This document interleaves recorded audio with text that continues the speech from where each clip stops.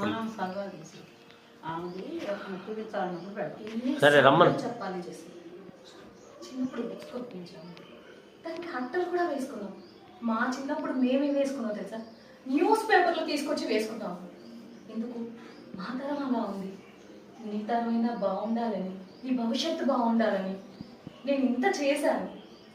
ఇప్పుడు నువ్వు పెద్దదాన్ని అయిపోయి నేను ముసలాన్ని అనుకున్నాను.